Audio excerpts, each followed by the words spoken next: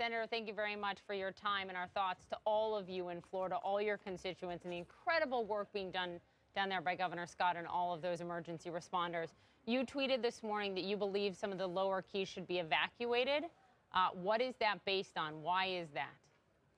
Yeah, to be clear, what I mean is if there are individuals down there that would like to leave, they may not have access to fuel, or they may be in an unsafe structure, not any sort of mandatory thing. There's to go back. It's going to start no water, notice. To the extent that and it didn't get efforts help move, get shelter, something that should be considered. Nothing, not be evacuation. Maybe the better choice of words would have been for me to say that we should help facilitate moving people who find themselves down there now unable to feed themselves. It's and over the next couple of days as work is happening to restore power. They've got a water system issue, and the further south you get, the longer that aid is going to get there.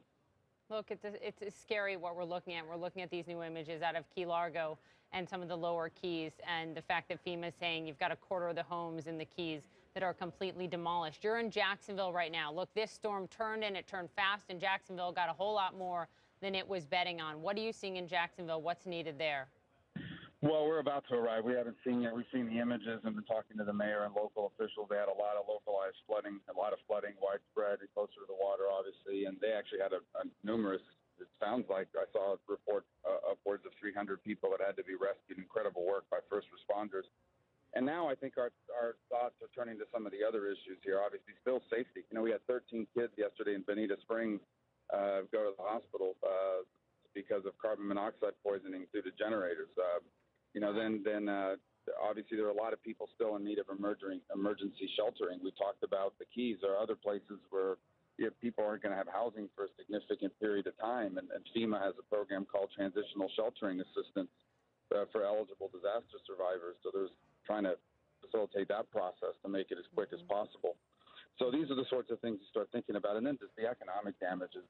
We got to start, the Florida Keys is replete with small businesses for the most part, from the bait shop to the charter captain to the, everyone in between. And many of them are not going to have any sort of income for a period of time here until the Keys are back up and running. So obviously that's where the Small Business Administration and others can be of assistance. So obviously still concerned about life safety issues, but also concerned about people that have been displaced. Where do you get them? How do you feed them? How do you provide them assistance? And how do we get, some of our rebuilding efforts going?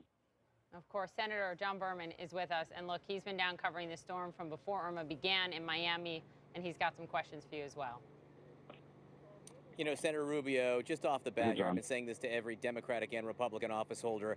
I just wanted to thank you for everything you have done before, during, and after the storm to keep the public informed. I sincerely think that all of you, Democrats and Republicans, save lives in this effort. And the work you're going to do to get the resources down here that are needed will probably save more lives going ahead. Bring in right now, hopefully joining me on the phone right now, is Senator Marco Rubio of Florida. Senator, can you hear me? I can. I was on this a few minutes ago and got cut off, and I apologize. Cell service, as you can imagine, in parts of the state are spotty now. Totally understandable, and I appreciate. I know John and Poppy were speaking to you, and John wanted to continue that conversation. First off, to reiterate what John Berman was saying to you, and I hope that you heard it even the first time, is he was saying a thank you to how much you have done to get the word out, to raise the alarm, and to try to inform the public and also your constituents in Florida for how dire the situation is before and after. Yeah, I don't think I'm owed any thanks. Putting up a tweet or whatever is nothing compared to the people that are out there. And I know you didn't mean it that way, but there's people out there, risking their lives. They're the real heroes here. And we're just, most of them, their names we'll never know. But some of these images of the rescues going on in Northeast Florida, as an example, in the water yesterday is just breathtaking to believe. We have such incredible men and women in our service. And we're just awestruck by their courage and their skill. Senator, there's so much widespread need throughout the state. Power is obviously the singular, probably biggest issue facing the entire state. Is your biggest concern the Keys at the moment? Well, it is in the sense that I do think we've got some people down in the Keys that have at this point no potable water. There's perhaps, and there's no fuel. So they decided now, look, where I stayed, I'm living in a place that's not safe. I don't have water. I'm running out of food. I have no fuel.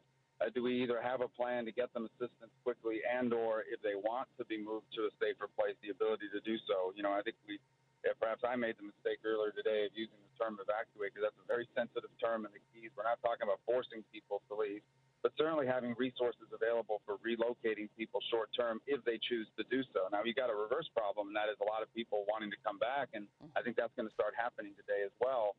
But the Keys are a challenge, both because of geography and because of the damage they suffer. Geography meaning it's far, it's a long drive. The roads just got cleared today all the way down. So, hopefully that sort of assistance to the people like down there will be forthcoming, and I'm sure most of them would prefer to stay there if we can provide them those services.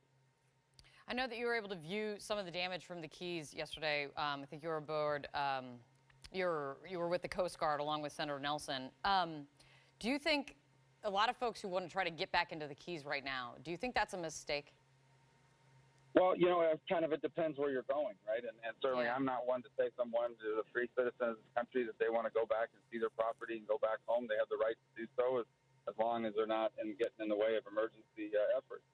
I think it's important people understand the conditions the further south you get are pretty dire and potentially dangerous. You have still down power lines. Obviously, there's no power running through them at this point, but you need the capacity on the roads to get the crews down there and to get assistance down there. So again, the damage in the Keys were real, and I think the long-term damage. The Keys are very dependent on small business, from the bait shop to the charter boat captain and everything in between. President Trump said, Senator, that he wants to head down to Florida.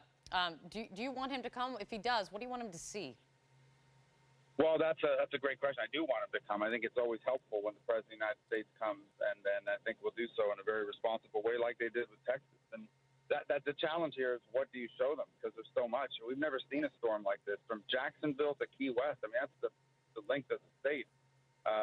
Usually a storm will hit one community or one part of a state. It's hit everything. So that's a great question. I haven't thought about exactly what to show them, but there's so much to see and such a variety of damage in different places.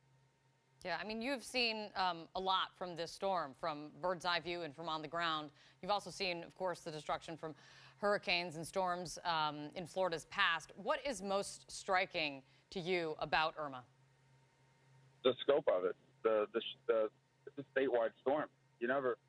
When you usually say, well, a hurricane hit Florida, you say, well, where? Did it hit Miami? Did it hit Tampa? Did it hit Jacksonville? The answer today is yes. It hit them all. And so when you think about it, we've never, that I can recall, I don't believe in modern history, had a storm that impacted Jacksonville and Key West and Marco Island, Southwest Florida, and Central Florida, and to some extent Southeast Florida, and hurt the agricultural industry in the central part of the state. It is a massive storm that hit multiple places in one state over a 24, 36-hour period.